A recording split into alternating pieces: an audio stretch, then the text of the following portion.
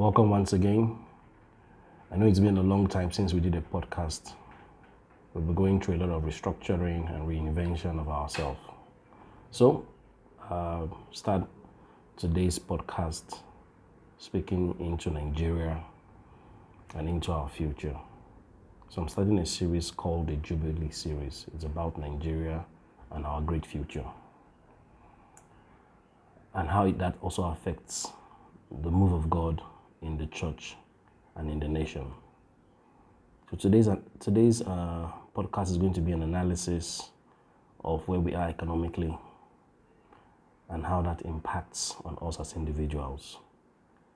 The goal and the hope is to stir us to take responsibility of our future and of our nation. 2023 is around the corner. I don't know how many of you realize how important that year is for us as a nation. So I'm going to give you some perspective. Last year, the year 2021, Nigeria made about 970 billion naira from oil, while 1.6 trillion naira was made from non-oil taxes.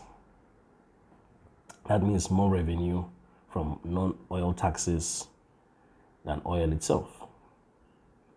2.8 trillion from a cumulative of other sources.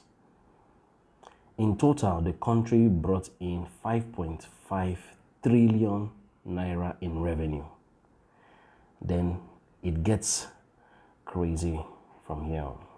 Now, hear this.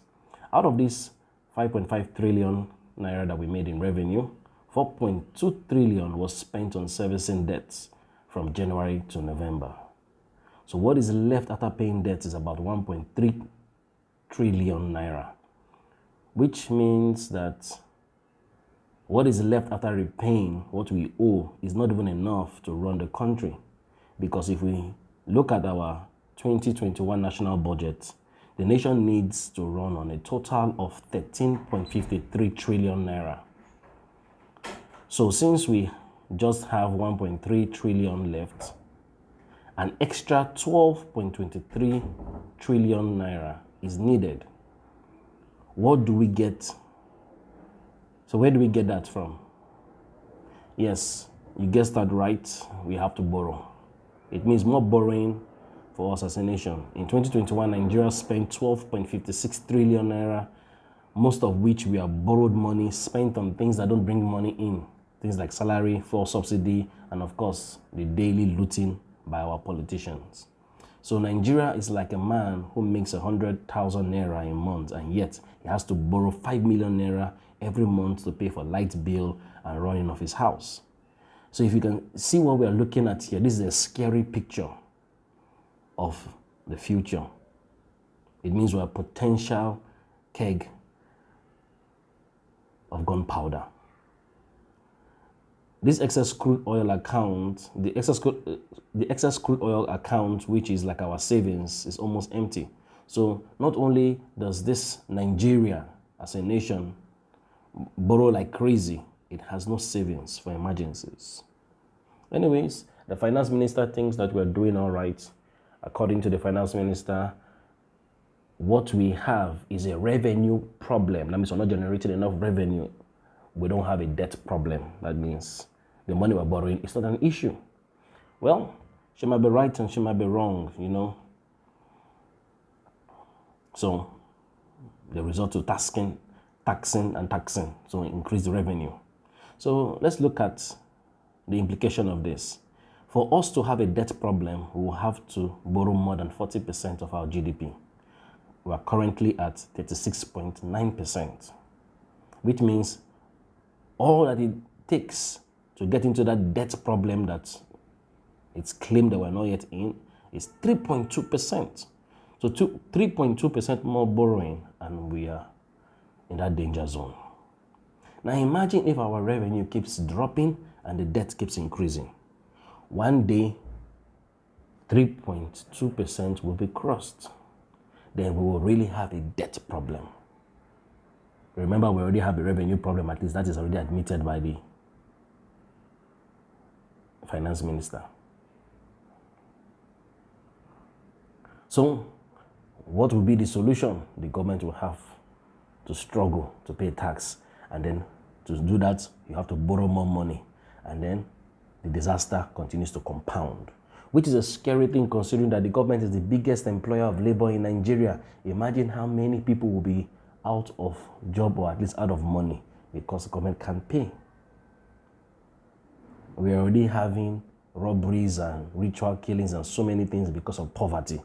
This will become an endemic case by that time if this continues. Our currency will get further devalued, which means things will get even more expensive in the market. The state of the nation will become crazy.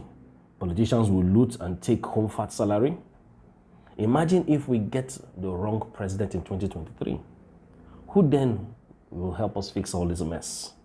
Imagine the disaster if we push over that 3.2% and we are managing not to cross.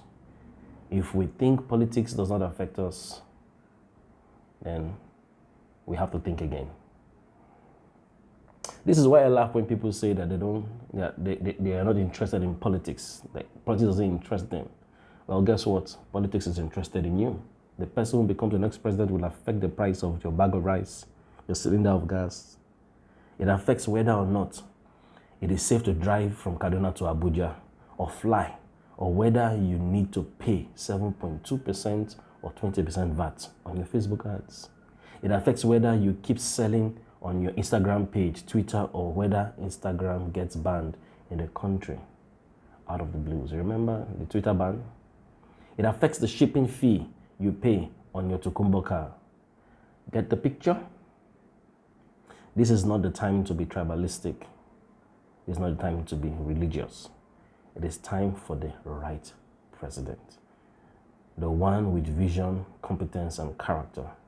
You really need to get involved in any little way you can, even if it's to get your PVC.